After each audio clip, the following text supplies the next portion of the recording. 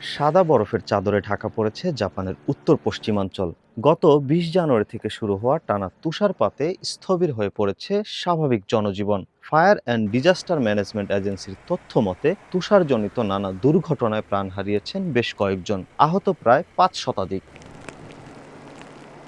সবচেয়ে বেশি ক্ষয়ক্ষতি হয়েছে নিগাতা প্রিফেকচারে। সেখানে এখন পর্যন্ত বেশ কয়েকজনের মৃত্যুর খবর পাওয়া গেছে। আহত প্রায় ২০০। টানা ভারী তুষারপাতের কারণে অনেক এলাকায় অ্যাম্বুলেন্স ও দমকল বাহিনীর চলাচল ব্যাহত হচ্ছে। কিছু পাহাড়ি ও গ্রামীণ অঞ্চলে বিদ্যুৎ বিভ্রাট এবং বিশুদ্ধ পানি সরবরাহ সমস্যা দেখা দিয়েছে।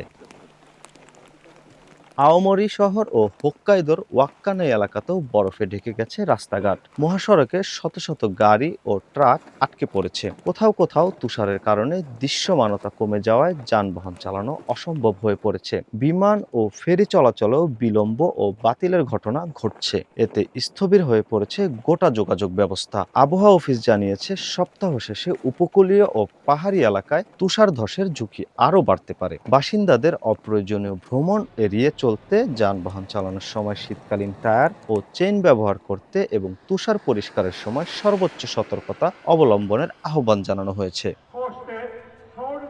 প্রাকৃতিক এই বিপর্যয়ের মধ্যেই রোববার জাপানে জাতীয় নির্বাচন হতে যাচ্ছে।